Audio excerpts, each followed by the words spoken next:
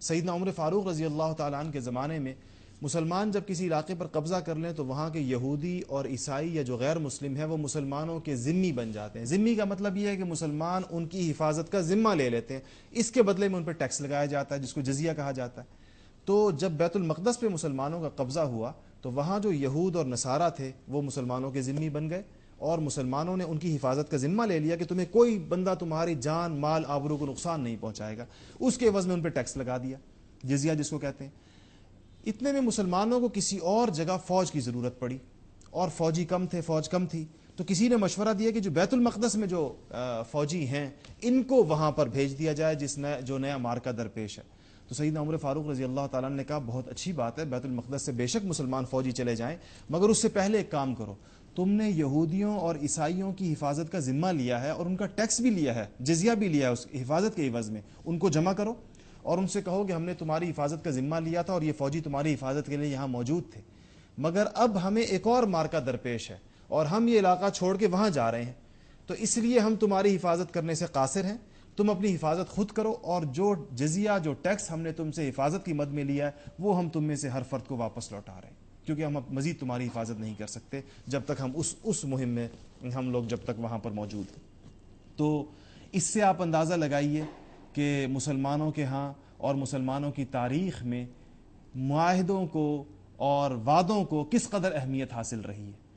اس کی بنیاد پر اگر کہیں پر کوئی بات ہو گئی ہے تو اس کے بعد یہ ممکن نہیں ہے کہ ایک مسلمان ہو کر اور حضور اکرم صلی اللہ علیہ وسلم کی تعلیمات کا پیروکار ہو کر وہ کسی دنیاوی مفاد کے لیے, کسی وقتی فائدے کے لیے وہ آدمی اپنے وعدے کو توڑ دے. یہ تو ایک وعدہ اپنے پورے وسیع مفہوم میں اگر اس کو لیا جائے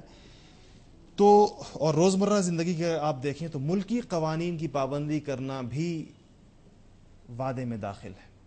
آپ جب جس ملک کے شہری ہیں تو آپ پر بحیثیت شہری اس ملک کے قوانین, وہ قوانین نہیں جو اللہ اور اس کے رسول کی مخالفت پر مبنی ہوں, کیونکہ قاعدہ بتا دیا گیا کہ لا طاعۃ لمخلوق فی معصیۃ الخالق, اللہ کی نافرمانی کر کے مخلوق کی فرمانبرداری نہیں کی جائے گی. مگر جتنے عام قوانین ملکوں کے ہوتے ہیں یا جس ملک میں آپ رہ رہے ہیں اس کی پیروی کرنا بھی بحیثیت مسلمان ہم پر فرض ہے, اور اس قانون کو توڑنے پر بھی انسان گناہ گار ہوتا ہے. اسی طرح فقط ملکی قوانین نہیں بلکہ جو ٹریفک کے قوانین ہیں, یہ جو اشارے ہیں اور یہ جو جتنی چیزیں انسانوں کی سہولت اور ان کی حفاظت کے لیے جو قوانین حکومتیں اور مملکتیں بناتی ہیں, اس کی پیروی کرنا بھی مسلمانوں پر واجب ہے. اور اگر اس میں سے کسی قانون کو توڑ کر یہ کسی حادثے کا مرتکب ہوا تو اس کو دو گناہ ہوں گے, ایک اس نے وعدہ خلافی بھی کی ہے یعنی اس نے اس ملک قانون کو بھی توڑا, اور دوسرا جس انسان کو نقصان پہنچائے اس کی جان اور مال کی ذمہ داری بھی اس کے اوپر آئے گی. اسی طرح ہم جب ویزا لے کر کسی ملک میں جاتے ہیں تو اس ملک کے قوانین, اور ویزا خود ایک وعدہ ہے جس میں ہم یہ وعدہ کر رہے ہوتے ہیں اس متعلقہ ملک کے حکام کے ساتھ کہ ہم اس تاریخ کو یہ ملک چھوڑ دیں گے. اگر 2 مہینے کا ویزا ہے تو مطلب یہ ہے کہ ہم 2 مہینے میں واپس آ جائیں گے, یہ وعدہ کر کے گویا ہم ان کے ملک میں داخلے کی اجازت لے رہے ہوتے ہیں. اس سے زیادہ وقت وہاں پر گزارنا شرعاً انسان کے لیے جائز نہیں. آج یہ شکایات عام ہیں بہت ساری قوموں سے, اور خصوصیت کے ساتھ بڑی بدقسمتی کم قسمتی کی بات ہے کہ مسلمانوں سے یہ شکایات کی جا رہی ہیں کہ مسلمان آج جہاں پر جاتے ہیں, چاہے وہ عرب دنیا ہے چاہے وہ مغربی ممالک ہیں, تو وہاں غیر قانونی طور پر اقامت پذیر ہو جاتے ہیں, اس کی اجازت نہیں ہے. اور بہت ساری چیزیں ایسی ہیں جن کو ہم اپنی زندگی میں بہت چھوٹا سمجھتے ہیں, اور آج کل اس کی گفتگو اور اس کے واقعات بھی آپ کے سامنے آ رہے ہیں. سیاسی معاہدات اگر وہ سیاسی جماعتوں کے درمیان ہوتے ہیں, سیاسی شخصیات کے درمیان ہوتے ہیں, تو وہ بھی اسی معاہدے کی پاسداری میں آتے ہیں. اس کے بارے میں بھی اللہ تعالیٰ کا یہی حکم ہے کہ یہ ایمان والو, اے مسلمانوں, اپنے وعدوں کو پورا کرو. یہ کوئی انڈرسٹینڈنگ جس کو کہتے ہیں, انڈرسٹینڈنگ کا مطلب ہی یہی ہے کہ 2 آدمی ایک بات پر, 2 جماعتیں ایک بات پر متفق ہوئی ہیں, اس کی پاسداری کرنا بھی دونوں کے اوپر واجب ہے شرعاً, اور اس کو توڑنا بڑی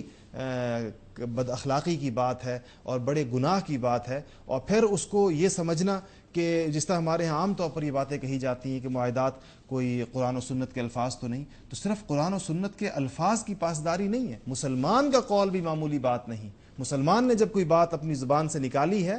تو وہ اپنی جگہ بڑا محترم اور انتہائی ویلڈ بات ہے، اور اس کے اوپر اس کی پابندی کرنا ضروری ہے۔ فقط قرآن و سنت کے الفاظ، یقیناً قرآن و سنت کے الفاظ میں رد و بدل نہیں ہو سکتا، مگر جس طرح قرآن و سنت کے الفاظ میں رد و بدل نہیں ہو سکتا، اسی طرح مسلمان بھی اپنا وعدہ کر کے اور ایک بات کر کے اس سے پیچھے نہیں ہٹ سکتا۔ اس حوالے سے جو کلچر ہمارے ہاں بنتا جا رہا ہے، اور جو سیاسی کلچر، جو معاشرتی کلچر بنتا جا رہا ہے، وہ اللہ تعالیٰ ہمیں معاف فرمائے، وہ وعدہ خلافیوں کا بنتا جا رہا ہے، اور پھر اس کے اوپر شرمساری بھی نہیں ہے، جو اس سے بھی زیادہ خطرناک بات ہے۔ تو اس کو سمجھنا چاہیے کہ یہ ایک مسلمان کی شان سے بعید ہے کہ اس کے بارے میں یہ بات کی جائے کہ وہ وعدہ خلاف آدمی ہے، اور اس کے بارے میں یہ کہا جائے کہ وہ اپنی باتوں کو پورا نہ کرنے والا آدمی ہے۔ اللہ جل جلالہ ہم سب کو اپنے وعدوں کو پورا کرنے کی توفیق نصیب فرمائے، اور جو ہم کسی کے ساتھ بات کریں، جو وعدے اللہ جل جلالہ کے ساتھ بحیثیت مسلمان ہم نے کیے ہوئے، اور جو معاہدے مخلوق کے ساتھ، لوگوں کے ساتھ ہم نے کیے ہوئے، ان سب کو پورے طریقے کے ساتھ پورا کرنے کی توفیق نصیب فرمائے۔ وآخر دعوانا